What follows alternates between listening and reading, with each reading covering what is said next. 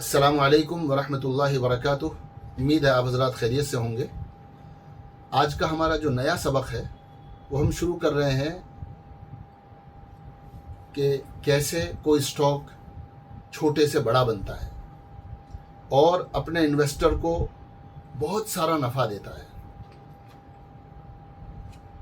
एक गुना 100 रुपये हमारे 1000 रुपये हो जाते हैं, 100 रुपये हमारे 1 लाख रुपये बन जाते हैं। यानी 10 गुना, 20 गुना, 30 गुना, 40 गुना, 50 गुना कोई स्टॉक हो जाए, जिसको आम ज़बान में मल्टी बैगर कहते हैं। हर आदमी को मल्टी बैगर चाहिए कि भाई मुझे कोई स्टॉक मल्टी बैगर मिल जाए। लोगों से पूछते फिरते हैं कि मुझे एक मल्टी बैगर बता दो। मल्टी बैगर अगर जिससे पूछा जा रहा है उसके पास अगर मल्टी बैगर होता तो खुद उससे पहले ख़रीद कर बैठता। अच्छा, एक बात कहूँ आपको, बहुत सारे लोग हैं ऐसे जो अपनी तलाश से अच्छा स्टॉक ढूंढ लेते हैं, लेकिन उस अच्छे स्टॉक को पकड़ नहीं पाते, उस अच्छे स्टॉक को रोक कर रख नहीं पाते।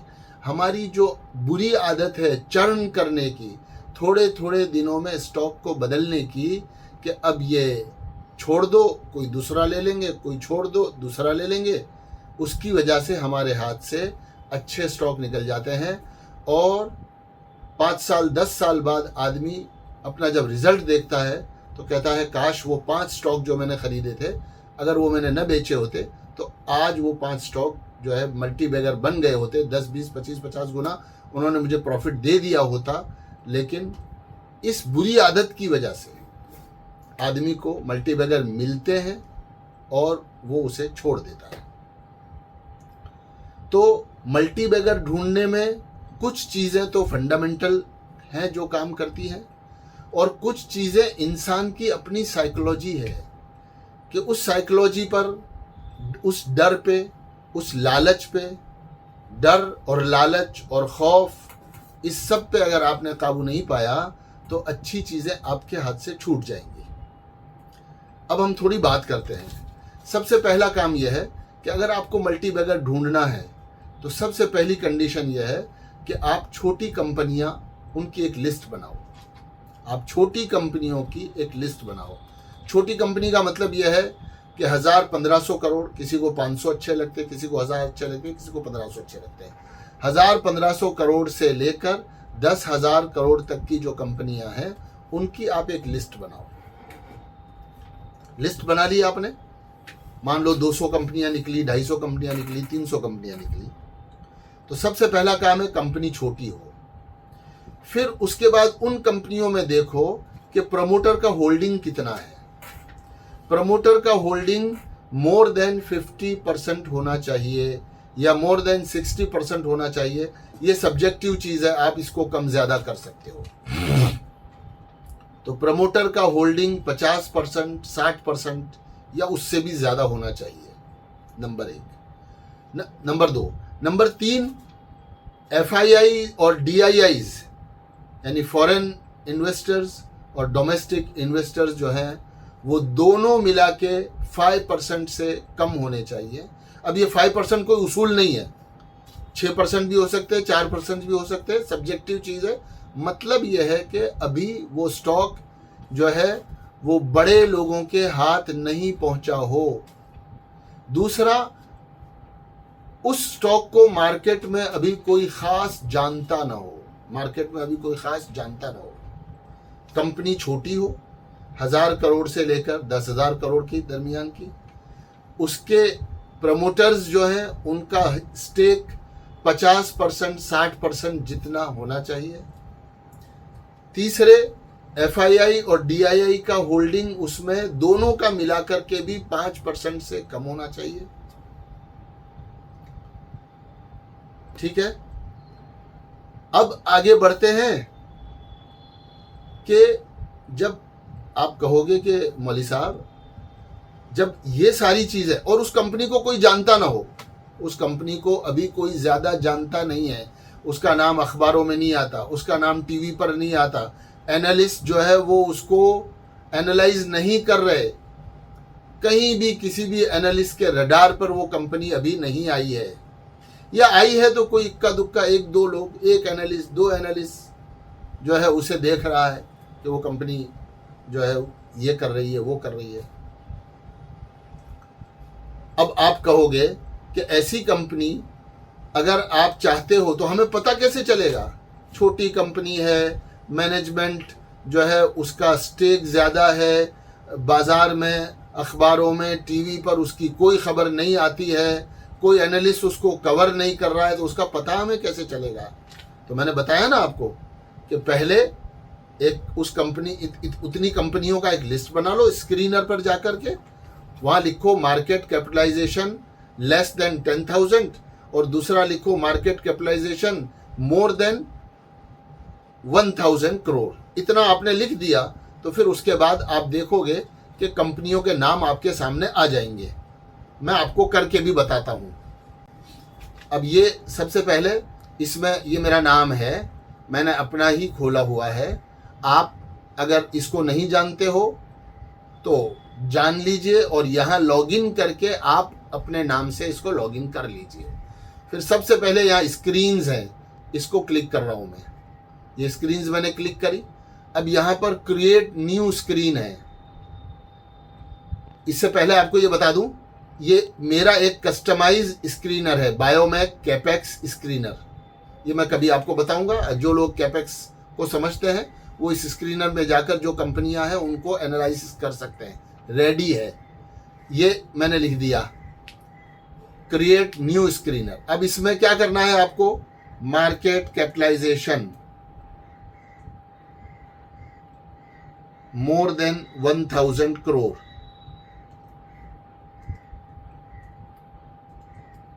ये मैंने लिखा। मार्केट कैपिटलाइजेशन, फिर मोर का साइन किया, फिर 1,000 लिखा। 1,000 का मतलब 1,000 करोड़ और एंड किया। उसके बाद मैं नीचे आ गया। फिर मुझे वापस मार्केट कैपिटलाइजेशन लिखना है। 1,000 करोड़ से ज़्यादा हो और 10,000 करोड़ से कम हो, 15 कर लो। चलो अभी हम 10 ही रखते हैं, आपको समझाना ही मकसद है अभी।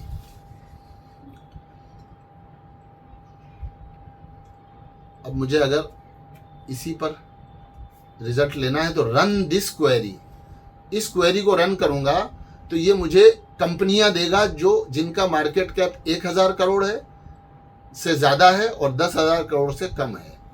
ये देखिए कितनी कंपनियां आई, 963 कंपनियां ऐसी हैं। देखो ये मार्केट कैप है, ये मार्केट कैप पर मैंने क्लिक किया तो ये आ गया 9,948 करोड़ से लेकर, देखिए नीचे आते जाइए, ये देखिए 8,000 आ गया। फिर ये 50 के बाद दूसरी 50 कंपनियां आई, मार्केट कैप 8,000 करोड़। फिर और चलिए 8,000 करोड़, ये 7,000 करोड़ आ गया। ठीक इस तरह से इसने हमें 900 कंपनियां दे दी जिनका मार्केट कैप 1,000 से 10,000 करोड़ है। अब हमें क्या करना है? यहाँ एंड लिखेंगे, फिर उसके बाद लिखेंगे कि जो प्रमोटर है उसका स्टेक कितना होना चाहिए, प्रमोटर होल्डिंग मोर देन 50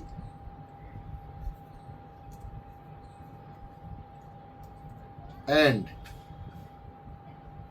हमने क्या लिखा कि प्रमोटर का होल्डिंग 50% से ज़्यादा होना चाहिए। अब हमने क्वेरी लगाई तो कितनी कंपनियां रह गई? पहले 900 समथिंग कंपनियां थी, अभी रह गई 674 कंपनियां। ठीक है, ये अब हम और आगे बढ़ते हैं।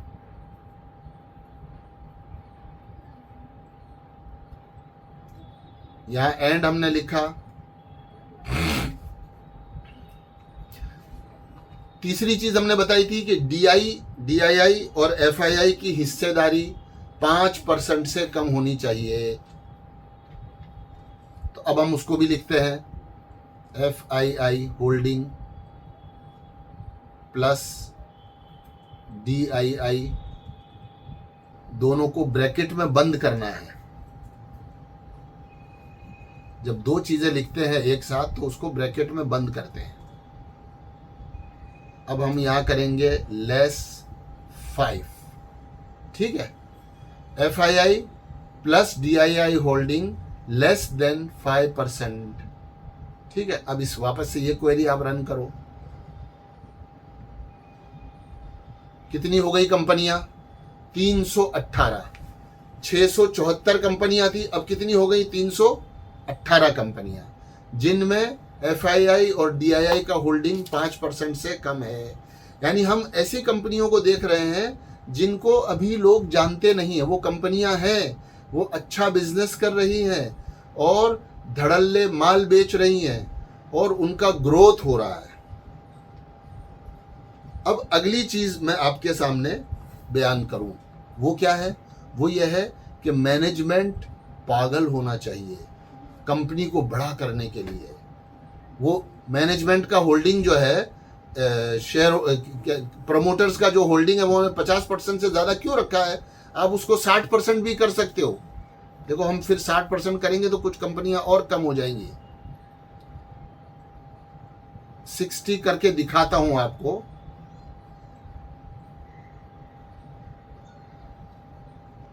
$372, 360 थी, अब रह गई 242।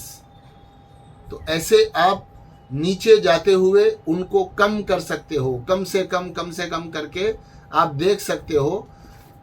प्रमोटर्स का हिस्सा 50% है, 60% है। इसका मतलब यह है कि प्रमोटर का ध्यान उस कंपनी की तरफ होगा, उसी में वो अपना कारोबार करेगा, उसी में वो अपनी जान माल लगाएगा। उसका दिन, उसकी रात, उसकी सुबह, उसकी शाम जो है उसी कंपनी में निकलेगी और वो उसी में अपना वक्त लगाएगा। दूसरे धंधों में पैसे नहीं डालेगा, कोई और नई कंपनी नहीं खोलेगा, है ना, नए सेक्टर में नहीं जाएगा।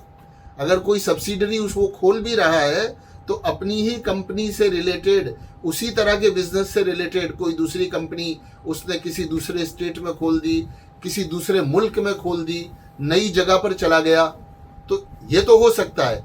लेकिन एक आदमी जो है वो कपड़ा बेचते बेचते लोहा बेचने चला गया, लोहा बेचते बेचते सीमेंट बेचने चला गया, तो इसका मतलब यह है कि इसका दिमाग जो है वो डाइवर्ट है। मुकम्मल तौर पर ये अपने कारोबार पर ध्यान नहीं दे रहा है और अलग अलग सेक्टर में, अभी छोटा है फिर भी अलग अलग सेक्टर में। एक आदमी एक बिजनेस में बहुत बड़ा हो जाए, फिर उसके बाद वो किसी दूसरे सेक्टर में जाए, तो हो सकता है, आप जा सकते हो। एक ऐसी कंपनी जो क्या करती है, मटेरियल बेचती है, बिल्डिंग मटेरियल बेचती है, लोहा बेचती है, सीमेंट बेचती है ना, और मटेरियल, बिल्डिंग मटेरियल बेचती है। वो बेचते बेचते इतनी बड़ी हो गई कि उसने साथ में किसी को लगा करके और अपना कंस्ट्रक्शन का खुद काम शुरू कर दिया। तो कोई हर्ज नहीं है, एक काम में आप बड़े हो गए तो उसी जैसा कोई दूसरा काम जो जिसमें अलग से कोई नई महारत की ज़रूरत नहीं है, आपने किसी के साथ शुरू कर दिया, हो सकता है आप शुरू करो। लेकिन जब तक आप बड़े नहीं हो जाते, हमने छोटी कंपनियां ली है, इसका मतलब यह है कि उस आदमी को पूरी मेहनत अपनी कंपनी पे करनी चाहिए कि मेरा सेल्स बढ़े। पिछले साल 100 करोड़ का बिजनेस किया था, अगले साल मैं 120 करोड़ का करूंगा, 130 करोड़ का करूंगा, उसके बाद 30% का ग्रोथ, 40% का ग्रोथ, 30% का ग्रोथ, 40% का ग्रोथ। इस तरह से सेल्स में उसको बढ़त मिलनी चाहिए। तो हर साल ऐसी कौन सी कंपनी होगी कि जिसका प्रॉफिट तेजी से बढ़े और उसके सेल्स बढ़े? तो दो चीजें हम और डालेंगे।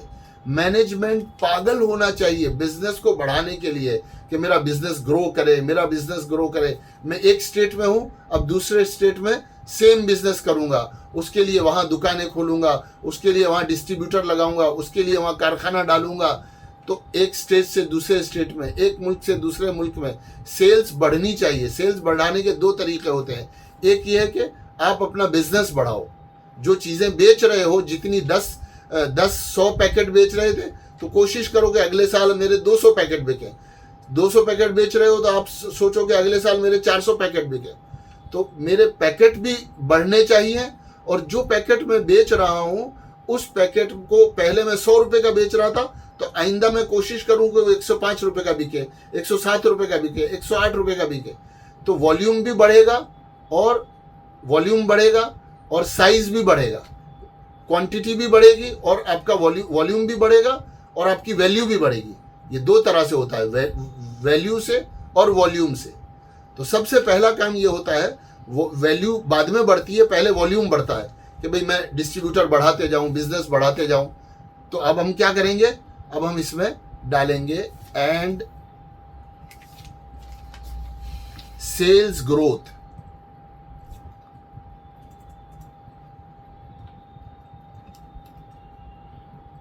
सेल्स ग्रोथ डालने के बहुत सारे तरीके हैं।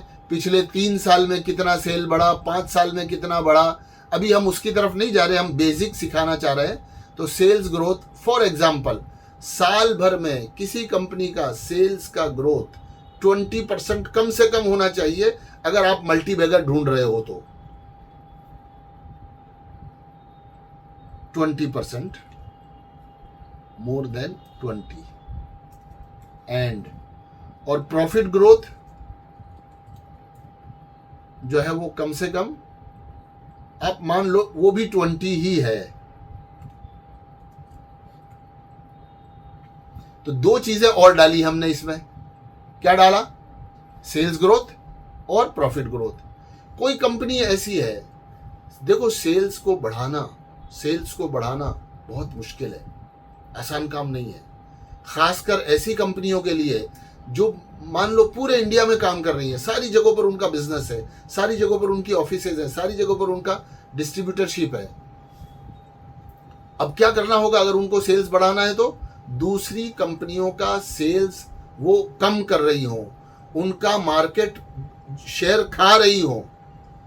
कि आपने एक कंपनी देखी और क्या देखा कि ये कंपनी बढ़ रही है और दूसरे किसी न किसी कंपनी का मार्केट शेयर खा रही है। क्यों? कि इनके प्रोडक्ट अच्छे हैं, क्वालिटी अच्छी है ना, इनके ताल्लुकात अपने डिस्ट्रीब्यूटर्स के साथ अच्छे हैं, इनके ताल्लुकात अपनी कंपनी के एम्प्लॉइज के साथ अच्छे हैं, इसलिए ये माल ज़्यादा बना पा रहे हैं और ज़्यादा माल बाज़ार में दे पा रहे हैं और बाज़ार वाले इनका ज़्यादा माल बेच भी रहे हैं। तो इसका मतलब क्या हुआ कि मैनेजमेंट में भूख हो, और भूख होने के साथ साथ ये मैनेजमेंट अपने एम्प्लॉइज के साथ, अपने नौकरों के साथ, अपने स्टाफ के साथ, अपने डिस्ट्रीब्यूटर्स के साथ, है ना, और आखिर में अपने इन्वेस्टर्स के साथ, सबके साथ इनके रिलेशन अच्छे हों। तो ये देखना ज़रूरी होता है कि हम ये देखें कि सेल्स बढ़ रहा है कि नहीं बढ़ रहा है, प्रॉफिट बढ़ रहे हैं कि नहीं बढ़ रहे हैं। अब हम वापस से रन दिस क्वेरी करते हैं। 240 कंपनियां थी, हमने 60 डाला था ना।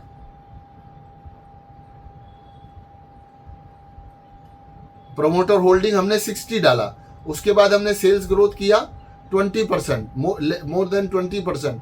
प्रॉफिट ग्रोथ किया हमने मोर देन 20% प्रॉफिट। अगर इसको आप 25 कर लो फॉर एग्जांपल, क्या रहा देखिए। हमने शुरू किया था 900 कंपनियों से, 900 से 650 रह गई, 650 से 350 रह गई, 350 से 240 रह गई, और 240 से अब ये कंपनियां रह गई सिर्फ 67। इस तरह से आपको ढूंढने हैं। फिर क्या करना है? क्या मैंने ये 67 कंपनियां ढूंढ ली तो ढूंढ कर मैं इनमें पैसा डाल दूं? नहीं। अब इन कंपनियों का क्वार्टर एंड क्वार्टर एक बार पैसा लगा के, जो हम लोग समझते हैं ना कि एक बार मैंने पैसा लगा दिया, उस एक बार पैसा लगाने के बाद अब कोई ज़रूरत नहीं है, अरे मौलवी साहब कोई ऐसा स्टॉक बता दो जिसको मैं 5 साल 10 साल रख सकूं। 5 साल 10 साल रखने के लिए स्टॉक नहीं होते। स्टॉक होते हैं, आपने अच्छा स्टॉक ढूंढा, फिर उसमें पोजीशन ली, और पोजीशन लेने के बाद आपने उस यानी थोड़ा बहुत माल खरीदा, और माल खरीदने के बाद अब आप क्या करते हैं? अब आप हर बार, हर क्वार्टर टू क्वार्टर जो कुछ मैनेजमेंट ने बोला वो किया या नहीं किया, किया तो कितना किया, दूसरा क्वार्टर, तीसरा क्वार्टर, क्योंकि मैंने पैसा लगा दिया है आपकी कंपनी पर। अब मैं हमेशा देखूंगा कि आपका बिजनेस बढ़ रहा है कि नहीं बढ़ रहा, आपके प्रॉफिट बढ़ रहे हैं कि नहीं बढ़ रहे, आपके डिस्ट्रीब्यूटर बढ़ रहे हैं कि नहीं बढ़ रहे, है ना। आप नए नए प्रोडक्ट R&D करके नए नए प्रोडक्ट जो है वो मार्केट में ला रहे हो कि नहीं ला रहे। आपके प्रोडक्ट बढ़ रहे हैं, प्रोडक्ट अच्छे वाले आ रहे हैं, अच्छी क्वालिटी के प्रोडक्ट आ रहे हैं और आपका नाम होता जा रहा है, आप एक ब्रांड बनते जा रहे हो। ऐसे आपको ढूंढना है और इस तरह से ढूंढकर अब इसको भी आपको फिल्टर करना है, इसको भी फिल्टर करना है। इसको धीरे धीरे धीरे धीरे आगे फिल्टर करते रहेंगे। इनमें से कौन सी कंपनी आपको लेनी चाहिए। अब ऐसी कुछ कंपनियों का आप क्या करो, जो है एक एक करके उनकी बैलेंस शीट देखो, उनके प्रॉफिट एंड लॉस देखो, है ना, और पीछे से उनका ट्रैक रिकॉर्ड देखो, पिछले 10 साल में उनका सेल्स कितना बढ़ा और उनके प्रॉफिट कितने बढ़े। ठीक है, उस कंपनी का नाम लिख करके और देखो कि इस कंपनी के मैनेजमेंट पर कहीं कोई पुराना केस तो नहीं है, कहीं कोई सेबी ने या किसी भी इन्वेस्टिगेटिंग एजेंसी ने इन पर कोई दबिश तो नहीं लगाई है, कुछ इनके साथ कानूनी परेशानी तो नहीं आई है दरमियान में। इस तरह की चीज़ें देखो और फिर इनमें से कुछ कंपनियां चुन करके आप उसमें इन्वेस्टमेंट करना शुरू करो और आप अच्छी कंपनियों में, ग्रोथ वाली कंपनियों में अर्ली इन्वेस्टर बनो, अर्ली इन्वेस्टर। और अर्ली इन्वेस्टर बन करके उस कंपनी के ग्रोथ में कम से कम 3 साल वरना 5 साल, और बाज़े लोग तो ऐसा कहते हैं कि अगर आपको मल्टी बैगर पर सवार होना है तो एक ही कंपनी को 15 साल तक पकड़ के रखो। अगर वो सही करती जाती है तो उसके स्टॉक को बेचना नहीं है।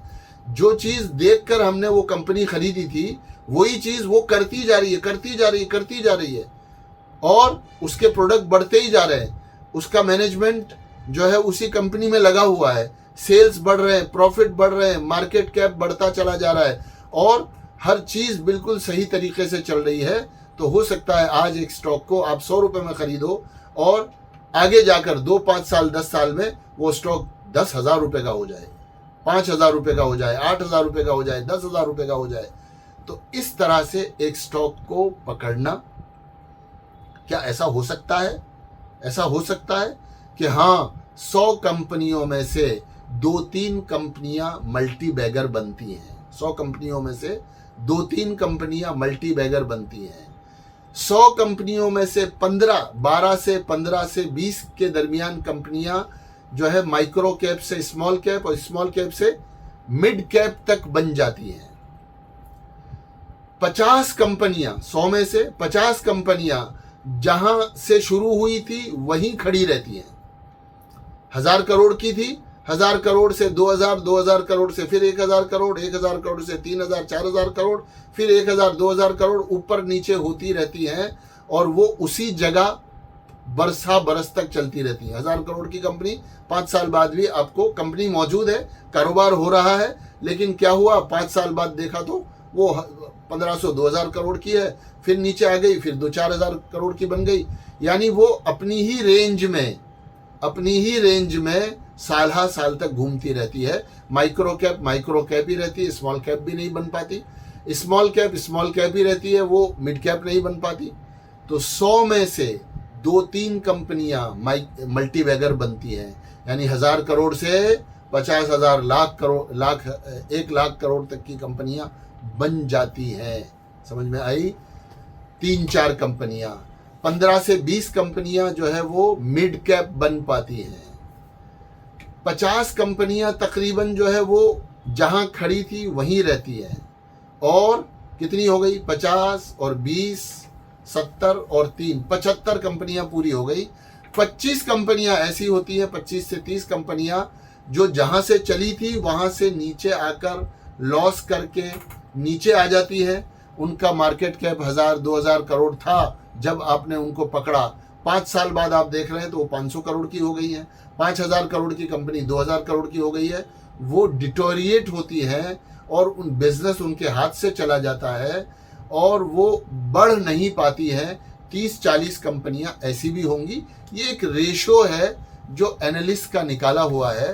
तो हमको ढूंढना है और कोई मिल जाए तो उसके साथ लगे रहना है और लगे उसके पीछे जाते जाना है और उसके साथ चलते रहना है और उसको होल्ड करके रखना है और होल्ड करके उसमें अपनी पोजीशन बढ़ाते भी रहना है। सिर्फ होल्ड नहीं करना बल्कि उसकी पोजीशन को बढ़ाना है। एक कंपनी, एक साहब हमें मिले, उन्होंने कहा कि वो कंपनी मैंने 18 रुपए की खरीदी थी, फिर बाद में वो कंपनी 7 साल में, सुनो मेरी बात, 18 रुपए में मैंने वो कंपनी खरीदी, कंपनी खरीद कर भूल गया मैं, मुझे पता ही नहीं है कि वो कंपनी मेरे पोर्टफोलियो में है, और वो स्टॉक बाद में 18 रुपए से 1200 रुपए तक गया। कितने रुपए तक? 1200 रुपए तक। अब आप गिन लीजिए कितने हजार गुना हो गया आपका प्रॉफिट। समझ आ रही? लेकिन वो 1200 गुना 1200 रुपए उस कंपनी का भाव गया। मुझे याद ही नहीं था कि मैंने वो कंपनी खरीद रखी है। क्यों याद नहीं था? इसलिए कि आपने उसके 100 शेयर खरीदे हुए थे। कितने शेयर खरीदे थे? सिर्फ 100 शेयर। 100 शेयर कहीं किसी किनारे पड़े रह गए, आपको ध्यान नहीं आया। 7 साल में उस कंपनी का भाव 18 रुपए से लेकर 1200 रुपए तक का गया, और आपने, चूंकि आप भूल गए थे, इसलिए आपको जब नज़र आया तो पता चला कि ओहो, इसमें तो कई हजार गुना का प्रॉफिट हो गया है। अगर वो 100 स्टॉक आपने धीरे धीरे बढ़ाए होते, 50 रुपये जब वो कंपनी गई तो आपने कुछ लिया, 70 रुपये गई फिर आपने कुछ लिया, 100 रुपये गई फिर आपने कुछ लिया, 125 रुपये गई फिर आपने कुछ लिया, 200 रुपये गई, आप वो ऊपर जाती रही और आप खरीदते रहे, वो ऊपर जाती रही और आप खरीदते रहे, और वो 100 से ऊपर जाते जाते आपके स्टॉक आपके पास 1000 हो गए, 2000 हो गए, 5000 हो गए। बताओ प्रॉफिट जो है वो कितने गुना हुआ। उसमें जो है उसमें जो बढ़ोतरी होगी वो 18 रुपये वाली नहीं होगी। हो सकता है कि आपका एवरेज 100 रुपये आए, आपका एवरेज 150 रुपये आए, तब भी कई हजार गुना या कई 100 गुना प्रॉफिट आपका होगा, लेकिन उस प्रॉफिट की मिकदार बड़ी होगी। जब आपके पास स्टॉक ज़्यादा होगा तो उसकी मिकदार बड़ी होगी। इसलिए जैसे जैसे जैसे आपका स्टॉक आगे जाता जाए, आप उसमें अपनी पोजीशन बढ़ाते जाओ, स्टॉक खरीदते जाओ। आपको लगेगा 18 रुपये का माल मैं 50 में खरीद रहा हूँ, हाँ, क्योंकि ये 500 जा सकता है। फिर 50 रुपये के खरीदने के बाद वो 100 रुपये चला गया तो आपका दिमाग क्या कहेगा? साइकोलॉजी कहेगी 50 रुपये में खरीदा था, अब क्या मैं 100 रुपये में खरीदूँ? कि हाँ, आप उसको 100 रुपये में खरीदो। अगर 100 रुपये में खरीदोगे तो इसके 1000 रुपये जाने की इसमें कुव्वत और ताकत है। तो मैं ये देख के नहीं खरीद रहा कि मैंने 50 में खरीदा था, मैं ये देख के खरीद रहा हूँ। पहले मैंने ये देख के खरीदा था कि 500 रुपये जा सकता है, अब जब ये 100 रुपये आ गया तो अब ये मुझे 1000 रुपये जाता हुआ नजर आ रहा है, तो मैं इसे और खरीदूंगा। तो बढ़ते स्टॉक को खरीदते जाओ, खरीदते जाओ, खरीदते जाओ। इस तरह से बहुत सारे स्टॉक में से कुछ स्टॉक हमें मल्टीबैगर मिल जाते हैं और हम उसमें पोजीशन बनाकर आगे बढ़ते रहते हैं। ये एक मोटा मोटा तरीका मल्टीबैगर ढूंढने का, ब्लू चिप कंपनी ढूंढने का, ऐसी कंपनी ढूंढने का जो कई सौ गुना, 25-50 गुना, 100 गुना रिटर्न आपको दे सके, उसको ढूंढने का ये तरीका है। जब आप प्रॉफिट करके बहुत अच्छा प्रॉफिट कर चुके होंगे तब उसका नाम टीवी में आएगा, जब एनालिस्ट उसको कवर करना शुरू करेंगे, जब लोग उसको जानना शुरू करेंगे, उस वक्त तक आपका प्रॉफिट उस कंपनी में 5-10 गुना ऑलरेडी बन चुका होगा। हाँ, यह है मल्टीबैगर। बाजार में जिन स्टॉक्स के नाम खूब घूम रहे हैं उनमें से कोई स्टॉक मल्टीबैगर नहीं बनेगा। आपको प्रॉफिट दे देगा 10, 20, 25, 50% जो है वो प्रॉफिट दे सकता है, लेकिन मल्टीबैगर जिसको आप समझते हो वो मल्टीबैगर बनने की ताकत उन स्टॉक में होती है जिनका मार्केट कैप कम होता है, जो कम जाने जाते हैं, लेकिन मैनेजमेंट उनका जो है वो भूखा होता है, उसमें जुनून होता है, उसमें पागलपन होता है बिजनेस को बढ़ाने का। वो ईमानदार होते हैं और पूरी तनदही के साथ और अच्छी नीयत और अच्छी फिक्र के साथ वो अपने बिजनेस को बढ़ाने में लगे रहते हैं। उम्मीद है आपको मेरी कुछ बातें ऐसे अच्छे स्टॉक्स को ढूंढने के लिए बुनियादी तौर पर समझ में आई होंगी। आगे चलकर हम इसी मौजू के कुछ हिस्सों को थोड़ा और एलोबरेट करेंगे और इंशाल्लाह मज़ीद भी आपको सिखाने की कोशिश करेंगे। अस्सलामु अलैकुम व रहमतुल्लाहि व बरकातुहू।